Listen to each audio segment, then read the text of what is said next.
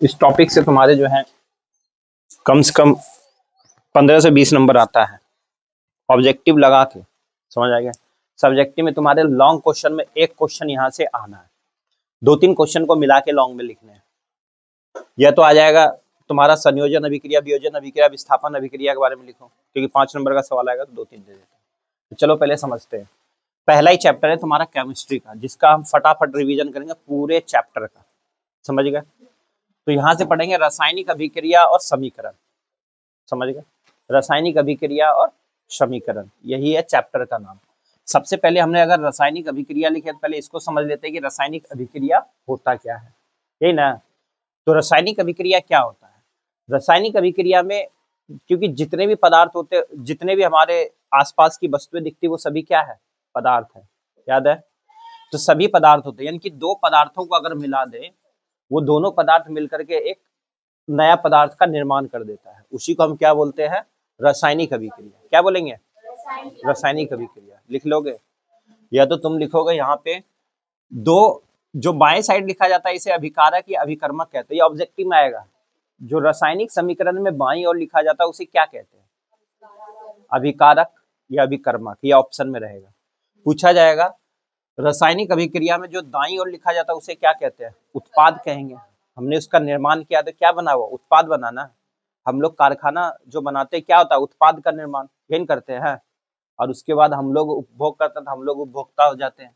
तो यह प्रतिफल होता है, यानी कि इन दोनों को मिलाने के बाद जो भी हमारा फल मिला उसे हम क्या बोलेंगे? प्रतिफल या उत्पाद। जो दाईं ओर लिखा जाएगा उसे हम क्या कहेंगे? प्रतिफल या उत्पाद। ये तुम्हारा ऑब्जेक्टिव में यहाँ से आएगा। अब यहाँ रासायनिक अभिक्रिया किसे कहते हैं? जब दो अभिकारक, लिख सकते हो, दो अभिकारक मिलकर के एक उत्पाद का निर्माण करता हो या प्रतिफल का निर्माण करता हो। लिख लोगे? यह दो अभिकर्मक मिलकर के एक उत्पाद का निर्माण करता हो या प्रतिफल का निर्माण करता हो। यह दो पदार्थ मिलकर के एक नए पदार्थ का निर्माण करते हो। कोई भी परिभाषा लिख सकते हो। समझ गए? वो सभी क्या है? रासायनिक अभिक्रिया। यानी कि यहाँ पे हमने देखा कि कैल्शियम ऑक्साइड CaO को क्या बोलते हैं? कैल्शियम ऑक्साइड, या इसी को हम क्या बोलते हैं? कली चूना। क्या बोलते हैं? कली चूना होता है जो हम मार्केट से खरीद के लाते हैं, बोड़े में लाते हैं खरीद के। जो मार्केट से खरीद के आते हैं वो क्या होता है? कली चूना। ये कली चूना का सूत्र है CaO, कली चूना। उसमें हम जब जल मिला देते हैं तो वो क्या हो जाता है? या हम इसे बिन बुझा चूना भी कह सकते हैं। ठीक है, कली चूना बोल दो या बिन बुझा चूना। जब उसमें हम जल को मिला देंगे तो क्या बन जाएगा? बुझा हुआ चूना। ठीक है। तो यहाँ पे हमने कार्बन डाइऑक्साइड को मिलाया, यानी कि कैल्शियम ऑक्साइड को कार्बन डाइऑक्साइड के साथ अगर मिलाते हैं तो क्या बन जाता है? वो कैल्शियम कार्बोनेट बन जाएगा। क्या बन जाएगा? Calcium carbonate. क्या बन जाएगा? Calcium carbonate. ये किसका सूत्र हो गया? संगमरमर का, या खरिया का, या चौक का। याद रहेगा। कल इस टाइप के क्या करेंगे, इसको अभ्यास करवा देंगे, जो तुम्हारा आएगा लिखने के लिए सूत्र। समझ आया? बोलो, लिख लोगे इसको? आएगा ही। रासायनिक अभिक्रिया क्या है? दो उत्पाद आपस में दो अभिकारक अगर मिलेगा तो एक उत्पाद का निर्माण करता है, वही है क्या? रासायनिक अभिक्रिया। हो जाएगा। अब यहां से एक पूछ लेता है संतुलित रासायनिक समीकरण बताओ। अब ये जो हमने लिखा है यही समीकरण है, जिसको हम सूत्र के द्वारा लिखे वही क्या है? समीकरण है। जिसको हम सूत्र के द्वारा लिख रहे हैं वो क्या है? समीकरण है। ये जो हमने लिखा ये समीकरण है। तो संतुलित रासायनिक समीकरण क्या होगा? जब इसके परमाणु और इसके परमाणु आपस में बराबर होंगे।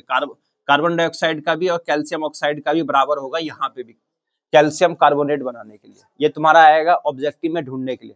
निम्नलिखित में से कौन सा संतुलित रासायनिक समीकरण है? कौन सी संतुलित समीकरण है? 4 ऑप्शन दिए होंगे, उसमें संतुलित ढूंढना है। तो उसमें तुम्हें परमाणुओं की संख्या सिखाए थे कैसे ढूंढना है परमाणु। यह तो बोलेगा इसमें से कौन सा, वैसे ऐसे आएगा कौन सा संतुलित है या कौन सा असंतुलित है।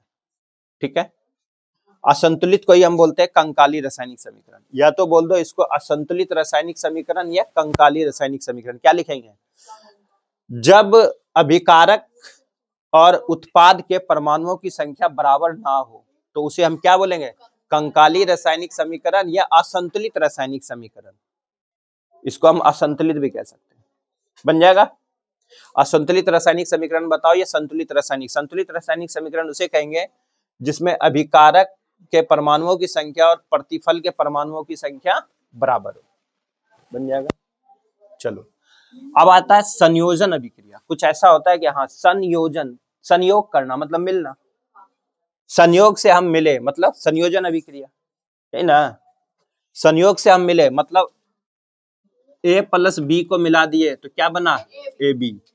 एक ए ब्लड ग्रुप आया और एक बी ब्लड ग्रुप आया, पढ़े है ना। ए और बी ब्लड ग्रुप को मिलाएंगे तो क्या बनेगा, ए बी ब्लड ग्रुप बन गया। यानी कि दो या दो से अधिक पदार्थ, ये सभी पदार्थ है लिख सकते हो, या दो या दो से अधिक अभिकारक लिख सकते हो, मिल करके एक एकल उत्पाद का निर्माण करता है या एकल पदार्थ का निर्माण करता है। जैसे तुम्हें परिभाषा लिखना, लेकिन लिखना ये है, ये लिखना जरूरी है। तो वही क्या कहलाता है, संयोजन अभिक्रिया। याद हुआ, जब दो पदार्थ मिल करके एक एकल पदार्थ का निर्माण करे उसे हम क्या कहेंगे, संयोजन अभिक्रिया। यानी कि ए हमने लिया, मान लो इसमें कार्बन आ गया, कार्बन और ऑक्सीजन मिल गया, कार्बन ऑक्सीजन मिला के क्या बना, कार्बन डाइऑक्साइड। ये सबसे छोटा सूत्र है, इसी को लिख लेना, बन जाएगा। ये संयोजन अभिक्रिया हो। अब है वियोजन। वियोजन मतलब वियोग हो जाना ना।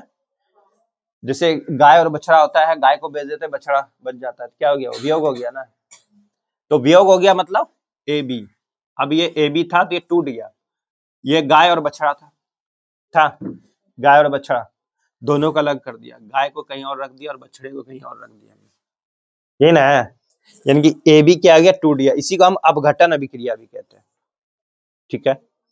जिसमें किसी यौगिक के अणु आपस में टूटकर दो या दो से अधिक यौगिक की रचना करता है, यानी कि यौगिकों का निर्माण करता है, दो या दो से अधिक यौगिकों का निर्माण करता है, या दो या दो से अधिक अभिकारकों का निर्माण करता है, ये भी लिख सकते हो। यानी कि एक उत्पाद दो या दो से, इसी को उल्टा लिख देना, एक उत्पाद दो या दो से अधिक अभिकारक में टूटता हो, उसी को हम क्या कहेंगे, वियोजन अभिक्रिया। समझ आया। उसी में से तुम ये भी बना सकते हो, जैसे CaCO3 यानी कि कैल्शियम कार्बोनेट को अगर तोड़ते हैं तो क्या बनेगा, वही बनेगा, कैल्शियम ऑक्साइड और कार्बन डाइऑक्साइड। क्या बनेगा, कैल्शियम ऑक्साइड और कार्बन डाइऑक्साइड में टूटेगा, तो ये क्या है, वियोजन अभिक्रिया। यानी कि कैल्शियम कार्बोनेट को हमने अलग किया तो कैल्शियम ऑक्साइड और कार्बन डाइऑक्साइड में टूटा, तो ये क्या है, वियोजन अभिक्रिया। लिख लोगे। चलो अगला है विस्थापन अभिक्रिया। अब देखो विस्थापित हो गया, यानी कि A प्लस बी था हमारे पास और ये टूट करके क्या बन गया, B प्लस ए बन गया। समझ गया। यानी कि ये दोनों था तो ये इसके साथ ये अलग हो गया और ये अलग हो गया, इधर आने के बाद थोड़ा सा वो अलग हो गया। अब यहाँ क्या, विस्थापित हो गया, है तो वही, इसमें सब परमाणु वही रहता है, लेकिन ये विस्थापित हो जाता है एक दूसरे से अलग अलग। यानी कि परमाणुओं के समूह को किसी दूसरे तत्व के परमाणुओं द्वारा विस्थापित हो जाए, यानी कि उसके ये परमाणु इधर चले गए और इसके परमाणु इधर आ गए, यानी कि विस्थापित हो गया, तो उसी को हम क्या बोलते हैं, विस्थापन अभिक्रिया। जैसे लोहा लिया हमने, लोहा एक सॉलिड चीज था, ये समझ रहे हो ना, सॉलिड लिखा है, ये लिखवा चुके हैं। फिर CuSO4 कॉपर सल्फेट लिया, लोहा और कॉपर सल्फेट था, इधर अलग अलग थे, यहाँ पे एक पदार्थ इधर है एक पदार्थ इधर है। जब ये आपस में पदार्थ मिल गए, यानी कि लोहा किसके साथ मिल गया, सल्फेट के साथ मिल गया, तो यहाँ से क्या बन गया, आयरन सल्फेट, यानी कि लोहा सल्फेट बन गया, आयरन सल्फेट बन गया। उसके बाद बचा है क्या, कॉपर, तो कॉपर अलग हो गया, कॉपर क्या हो गया, अलग हो गया। यानी कि परमाणुओं के समूहों के किसी दूसरे तत्व के परमाणुओं द्वारा विस्थापित हो गया, यानी कि ये परमाणु अलग विस्थापित हो गया, कॉपर इससे निकल करके बाहर चला गया। इसी को हमने क्या कहा, विस्थापन अभिक्रिया। याद रहेगा। चलो अगला है द्विविस्थापन। द्विविस्थापन भी सेम है, उसी टाइप का है, इसमें भी वही है, ए और बी होता है, जो द्विविस्थापित हो जाता है बी प्लस ए में बन जाता है। यानी कि वह रासायनिक अभिक्रिया जिसमें आयनों का आदान प्रदान होता है, इसमें लिखना है आयनों का आदान प्रदान होता है, किसमें, द्विविस्थापन में। और इसमें क्या था, परमाणुओं का आदान प्रदान हो रहा था, यहाँ पे आयनों का आदान प्रदान हम कर रहे हैं। जैसे सिल्वर नाइट्रेट हमने लिया और एक सोडियम क्लोराइड लिया, सोडियम क्लोराइड किसका सूत्र, नमक का, याद है ना। सिल्वर नाइट्रेट और सोडियम क्लोराइड लिया तो क्या बन गया, जब हमने इसको विस्थापित किया, देखो Ag तो है क्लोराइड के साथ मिल गया, जो ये सिल्वर था वो किसके साथ मिल गया, क्लोराइड के साथ, तो यहाँ क्या बन जाएगा, सफेद सिल्वर क्लोराइड बन गया, सिल्वर क्लोराइड बन गया। उसके बाद हमारा ये जो था सोडियम, सोडियम किसके साथ मिल गया? नाइट्रेट के साथ मिल गया। सोडियम किसके साथ मिल गया?